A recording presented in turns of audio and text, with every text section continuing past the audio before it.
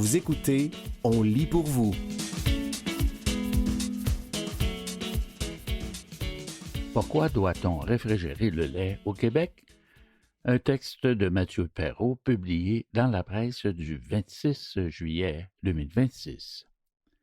Question: pourquoi la majorité du lait vendu au Québec doit être gardé au frigo?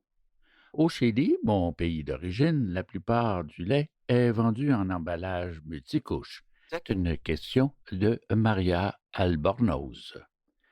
Le lait pasteurisé doit être conservé au froid, mais le lait stérilisé à ultra haute température, UHT, peut être conservé à température ambiante, explique Alexandre Thibodeau, microbiologiste de la Faculté de médecine vétérinaire de l'Université de Montréal. Et effectivement, la popularité du lait ultra haute température est beaucoup plus grande au Chili qu'au Canada, où la plupart du lait vendu est pasteurisé. Citation: le lait UHT est chauffé à une température beaucoup plus grande que le lait pasteurisé et a un goût différent, dit M. Thibodeau. C'est une question d'habitude. Il n'y a pas un lait qui est meilleur que l'autre. Il n'y a pas non plus d'avantage nutritionnel pour l'un ou l'autre. Fin de citation. Le lait UHT est chauffé entre 138 et 158 degrés Celsius pendant quelques secondes. La pasteurisation a lieu entre 72 et 75 degrés pendant 15 à 20 secondes. Le lait ultra haute température peut durer jusqu'à 1 an sur les tablettes des supermarchés. Les pays où la consommation de lait est très élevée sont souvent ceux où la part du marché du lait UHT est la plus faible, selon Maria Carlson, responsable de la qualité du lait à la multinationale danoise du lait Arla, qui a fait son doctorat sur le lait ultra haute température. Citation: dans ces pays, le lait a un taux de roulement élevé dans les réfrigérateurs des entrepôts et des commerces, dit Mme Carlson. La logistique du froid est bien développée. Il n'est donc pas nécessaire de le traiter pour une longue conservation. Alors, il n'y a pas un besoin pour le lait traité à ultra haute température, conservé à température ambiante. Fin de citation. Maurice Doyon, spécialiste d'économie agroalimentaire à l'Université Laval, précise que le lait UHT a été inventé en Europe après la Seconde Guerre mondiale parce que les installations logistiques de réfrigération avaient été détruites. M. Doyon raconte qu'il y a quelques années, la seule personne qui préférait le lait UHT lors d'une dégustation à l'aveugle de différents laits qu'il avait organisés était d'origine française. Au Canada, la part de marché du lait UHT est semblable à celle du lait biologique, moins de 2%. En comparaison, la part de marché du lait UHT est de plus de 50% en Italie. Pour ce qui est du Chili, la part du marché du lait ultra haute température est de 80%, selon un rapport de 2015 du Congrès national chilien. Exportation. Mme Carlson a consacré son doctorat à l'Université des sciences agricoles de Suède à Uppsala aux variations de qualité du lait traité à l'ultra haute température. Citation: l'objectif était de voir si l'origine du lait modifiait sa durabilité. Ce n'est pas le cas parce qu'il y a peu de différence entre les laits crus de différentes origines. Fin de citation. Des groupes industriels du lait de Scandinavie, notamment le fabricant d'emballage alimentaire Tetra Pak, ont appuyé les recherches de Mme Carlson. Pourquoi financer les recherches sur le lait UHT dans une région où il s'en boit peu? Pour développer les marchés d'exportation, répond Mme Carlson. Il y a une grande demande pour le lait UHT dans le sud de l'Europe et dans d'autres régions. Les producteurs de lait scandinaves veulent capturer une partie de ce marché. En plus de la distinction entre lait pasteurisé et lait UHT, des intermédiaires sont apparus. Mme Carlson donne en exemple des laits pasteurisés à 100 degrés qui peuvent durer 1 mois plutôt qu'une semaine dans les réfrigérateurs. Une autre option, adoptée par les producteurs de lait du Québec, est la microfiltration, qui augmente aussi la durabilité dans le frigo. Fin de cette chronique de Mathieu Perrault, titrée « Pourquoi Doit-on réfrigérer le lait au Québec, publié dans la presse du 26 juillet 2026.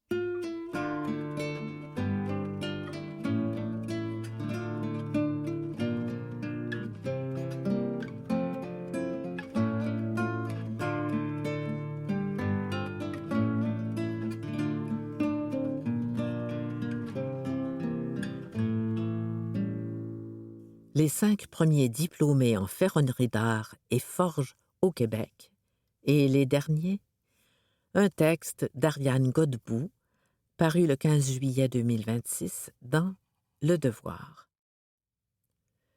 Avec des pinottes, on a fait des miracles, mais là, on est en train de nous enlever les pinottes, déplore Marc Douanard, président du Conseil des métiers d'art du Québec.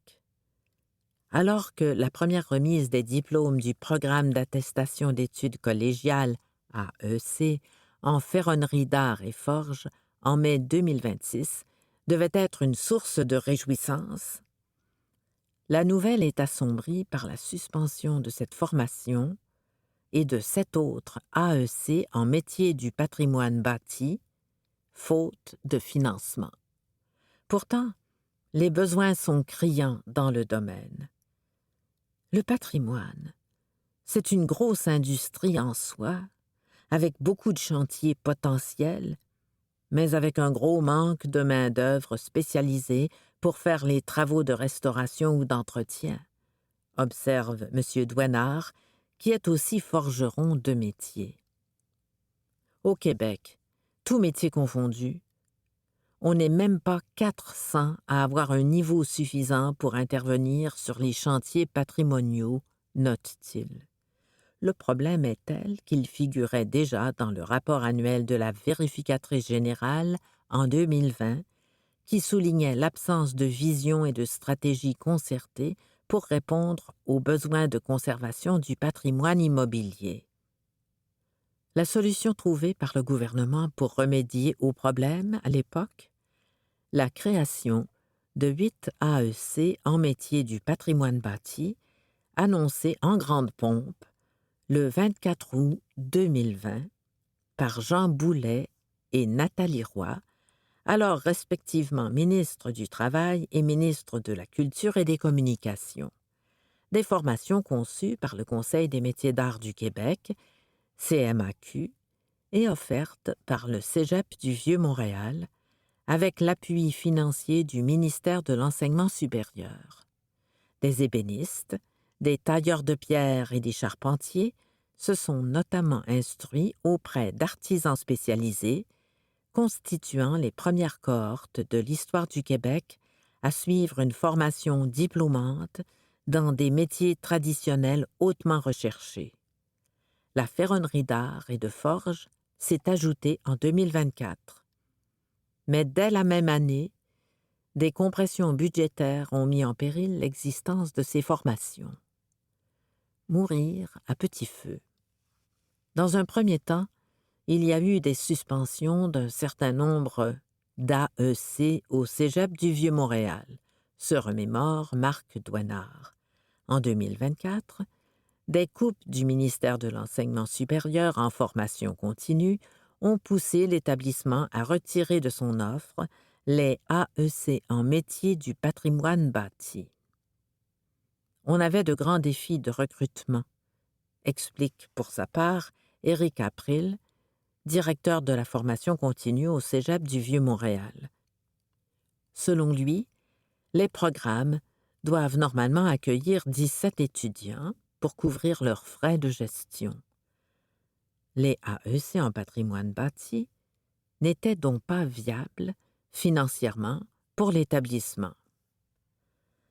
Le Fonds de développement et de reconnaissance des compétences de la main-d'œuvre, FDRCMO, provenant du ministère de l'Emploi, a sauvé in extremis les 8 formations qui ont survécu malgré une amputation de 25% du budget initial. À la fin de 2025, le CMAQ a été informé que le renouvellement du financement du FDRCMO demeurait incertain. Parallèlement, Le Cégep du Vieux-Montréal nous a indiqué que le soutien financier du ministère de l'Enseignement supérieur n'était toujours pas reconduit, indique Dominique Poulain, directrice du développement professionnel au Conseil des métiers d'art du Québec. En plus des AEC, un plan d'action élaboré par le CMAQ et le ministère de la Culture visait à compléter le projet de ces formations par une série de mesures. Développer un réseau de partenaires, accroître la visibilité du secteur patrimonial afin de favoriser la relève et faire reconnaître l'expertise des artisans professionnels. Or, en 2024, ce plan a subi une réduction budgétaire de plus de 40 %. Depuis, le soutien du ministère de la Culture et des Communications est demeuré à un niveau minimal, note Madame Poulain. Au printemps 2026, le ministère de l'Enseignement supérieur et le ministère de la Culture ont connu une hausse de leur budget qui a respectivement augmenté de 3,7 % et de 3 %. Une comparaison des documents budgétaires concernant le financement des cégeps permet pour sa part de constater que l'enveloppe globale destinée au AEC et à la formation continue dans la province a diminué de 5,56 millions, passant de 129,36 à 123,8 millions de dollars. Une patate chaude. C'est une patate chaude pour tout le monde, le patrimoine, observe Marc Douanard. Force est de constater que cette remarque s'applique également à son financement. Contacté par Le Devoir, le ministère de la Culture et des Communications a soutenu que les AEC n'étaient pas une de ses prérogatives et que l'augmentation budgétaire de 2026 ne touchait que des secteurs d'activité ciblés. Le ministère demeure toutefois sensible aux enjeux de relève et de transmission des savoir-faire liés au patrimoine, a-t-on ajouté. De son côté, le ministère de l'Enseignement supérieur a indiqué qu'il revenait au Cégep du Vieux-Montréal de gérer son enveloppe de formation continue, dont relèvent les AEC, et de déterminer quelle formation il offrirait en fonction de ses disponibilités financières. En réalité, 40 % de l'argent destiné à la formation continue doit correspondre à des secteurs prioritaires déterminés par le ministère, dont ne font pas partie les métiers du patrimoine bâti. S'il reste toujours sur papier, le FDRCMO, l'introduction de nouvelles règles de financement des projets et des restrictions supplémentaires imposées par le ministère de l'Emploi et de la Solidarité sociale font craindre le pire au CMAQ, qui va néanmoins poursuivre ses démarches pour sauver certaines AEC en métier du patrimoine bâti. C'étaient les 5 premiers diplômés en ferronnerie d'art et forge au Québec et les derniers, un texte d'Ariane Godbout, paru le 15 juillet 2026 dans Le Devoir.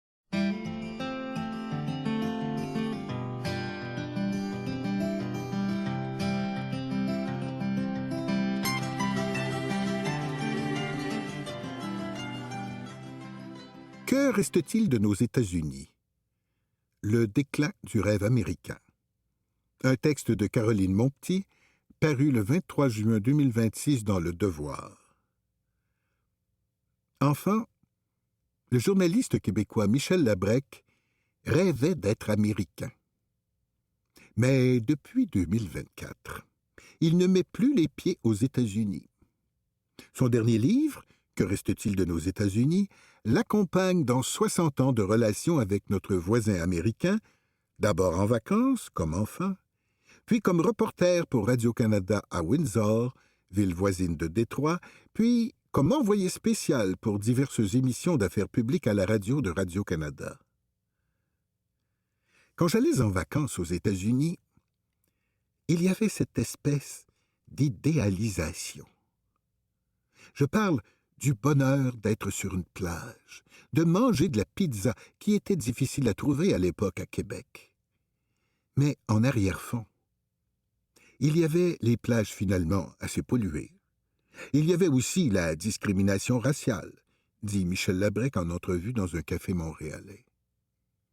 Cette discrimination raciale, il en a été témoin pour la première fois en 1967.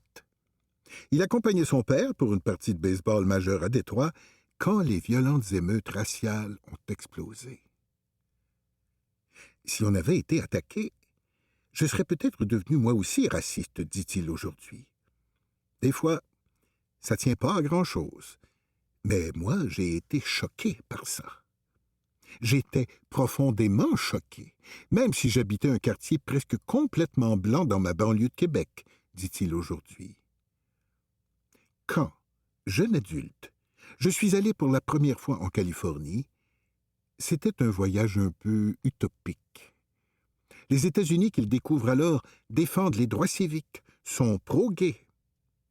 Aveuglé, il perçoit mal à cette époque la fracture sociale, politique, économique qui divise aujourd'hui les États-Unis. Le Far West. En effet, derrière ce vernis, il y avait le Far West, le royaume des self-made men qui domine depuis l'ascension de Donald Trump au pouvoir. Les deux trucs qui m'ont le plus troublé du retour de Trump au pouvoir, c'est d'abord le recul climatique, parce que là, on est à rebrousse-temps. On retourne des années en arrière, et l'alliance des oligarques de la tech avec Trump, dit-il. Des États-Unis qui se sont dévoilés au monde au cours des dernières années, Michel Labrec a regroupé les 7 péchés capitaux. L'argent, les prisons, la religion, la polarisation, le sport, les armes à feu et la drogue. Mais celui qui surpasse l'ensemble et décide de tout le reste, c'est l'argent, la valeur absolue américaine. Le plus important, c'est l'argent, parce que tout le reste gravite autour de l'argent, dit-il. Il y a aux États-Unis un appât du gain qui est insatiable. Cette valeur absolue américaine peut racheter les pires excès. Les Américains sont drogués à l'argent, écrit-il. Dans ce contexte, ceux et celles qui ne s'enrichissent pas finissent par se convaincre qu'ils sont responsables de leur malheur. Il précise d'ailleurs que les Américains pauvres sont les plus pauvres des pays occidentaux parce qu'ils n'ont pas accès, par exemple, à une assurance maladie universelle. C'est-à-dire qu'ils ont le plus petit filet social. Quand on est dans la pauvreté aux États-Unis, on devient vraiment pauvre. L'assurance chômage, ça dure très peu de temps.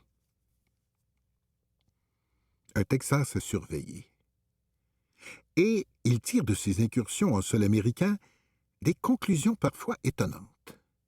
Pour lui, par exemple, l'État du Texas est absolument représentatif de l'avenir des États-Unis. Le Texas va devenir un État où les Blancs, les Caucasiens, vont être minoritaires par rapport aux Latinos, aux Noirs et aux Asiatiques. Et même si, en ce moment, évidemment, l'État est dirigé par un gouvernement que je qualifierais d'extrême droite, avec son gouverneur, Greg Abbott, la plupart des grandes villes du Texas sont devenues démocrates. Dans ce même Texas, on constate d'ailleurs un boom de l'industrie des énergies solaires et éoliennes. Mais il constate aussi une très grande désaffection des Américains pour la chose politique. Je raconte une anecdote qui illustre que Hillary Clinton a perdu la Floride en 2016 parce qu'un paquet de gens ne sont pas allés voter car ils étaient sûrs qu'elle gagnerait, dit-il. Au fil des pages, en croisant tous ces gens qu'il a rencontrés, on comprend que la réalité politique américaine est plus complexe qu'il n'y paraît. Lui-même reste en fin de parcours avec une interrogation. Finalement, la majorité américaine, c'est qui? Mais quand on lui demande ce qu'il reste de ces États-Unis, il répond sans hésiter « la culture ». Il a d'ailleurs placé en exergue de chaque tête de chapitre une chanson américaine qui donne le ton. C'était « Que reste-t-il de nos États-Unis?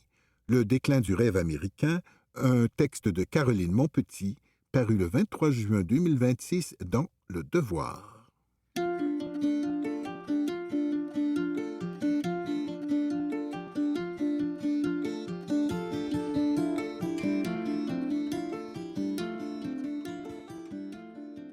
Pauvre canal Saint-Martin. Un texte de Mario Girard, paru le 12 juillet 2026 dans La Presse. Juin 1994. Les roulettes des valises glissent sur le terrazzo de l'aéroport de Mirabel. On cherche le panneau des départs. Paris, Corsair, 21h10. Tout est beau. Mon chum et moi mettons en suspens nos carrières pour une année. Lui, pour écrire un ouvrage sur le droit des Autochtones, moi, pour suivre des cours en histoire du théâtre. À moi les longues dissertations des professeurs soporifiques sur la présence du fantôme dans le théâtre japonais et shakespearien. À moi les amphithéâtres bondés et mal chauffés de la Sorbonne. Youpi! On a l'insouciance et la soif de vivre de la trentaine. On a surtout une grande envie de changer de décor. Nous sommes gâtés. Un appartement situé quai de Jemmap, le long du canal Saint-Martin, nous attend. Il est au 5e, sans ascenseur, au fond d'une cour. Une cristallerie trône au pied de l'immeuble depuis 1890. C'est la dernière de Paris. Tous les jours, à travers les vitres sales, je vois un homme qui répare du verre et du cristal. Des lustres, des coupes ou des vases passent sous ses mains habiles. J'ai toujours pensé que ça ferait un bon sujet de roman. Notre appartement est à un jet de pierre du célèbre Hôtel du Nord. Sur la passerelle courbée, située en face, des touristes reprennent la fameuse scène d'Arletty et Louis Jouvet, alors qu'elle a été tournée en studio. Atmosphère! Atmosphère! Est-ce que j'ai une gueule d'atmosphère? À cheval, entre les 10e et 11e arrondissements, ce quartier grouille de petits cafés et de bars tabac typiques. Il y a aussi des marchands délicieusement désagréables qu'il faut séduire. Me voyant palper un melon, l'un d'eux m'a un jour balancé. « Monsieur, le melon n'aime pas ça. » Nous ne vivons pas pauvrement, mais Paris étant Paris, on surveille nos finances. Cela amène mon chum à chanter régulièrement à tue-tête « La bohème, et toi qui poses nu ». Ne cherchez pas ces tableaux. Ils sont aujourd'hui à l'index. Au fil des années, j'ai vu ce quartier se transformer, s'embourgeoiser. Aujourd'hui, il est composé de restaurants et de boutiques où l'on trouve des vins oranges et des coffee shops qui proposent des matchas biologiques à 12 €, recommandés par des influenceuses de TikTok. Le soir, il attire des centaines de jeunes qui viennent chiller le long des quais. Depuis le début de la canicule à Paris, les rassemblements ont pris une ampleur sans précédent. D'abord interdite, la baignade a été autorisée pendant quelques semaines avant d'être de nouveau interdite.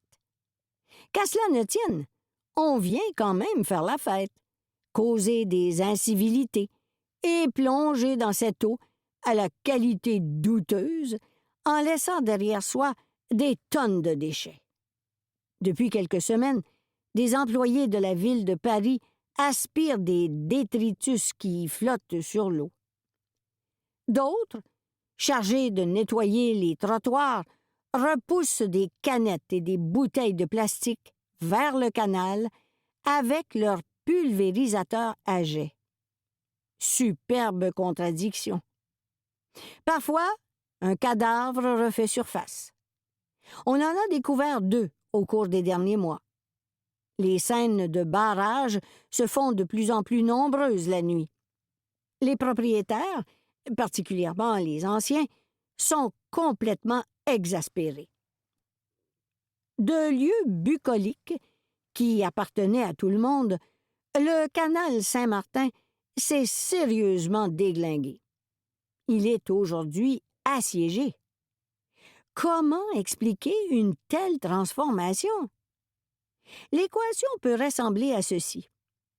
Intérêt de la part d'investisseurs, plus arrivée massive de nouveaux propriétaires, plus montée des valeurs, plus embourgeoisement, plus buzz dans les médias, plus envahissement de visiteurs ou de touristes, plus perte de cohésion sociale, plus disparition de l'esprit communautaire. Voilà comment on assassine le charme. La pire des choses qui peut arriver à un quartier enchanteur est que des réseaux sociaux, en grande partie responsables des effets de concentration dans le surtourisme, décrètent qu'il est le plus cool de la planète. Ce qui arrive au canal Saint-Martin est le drame d'une foule de lieux publics dans le monde. Il faudra s'y faire. Ces endroits où l'on se sent seul au monde deviendront de plus en plus rares au cours des prochaines décennies. Frappés par les buzz, leur attrait sera anéanti par des foules inconscientes qui ne savent rien du pouvoir de la beauté tranquille sur l'être humain. Si vous connaissez un endroit où vous vous sentez bien, de grâce, n'en parlez pas. Gardez ça pour vous. C'était Pauvre canal Saint-Martin, un texte de Mario Girard, paru le 12 juillet 2026 dans La Presse.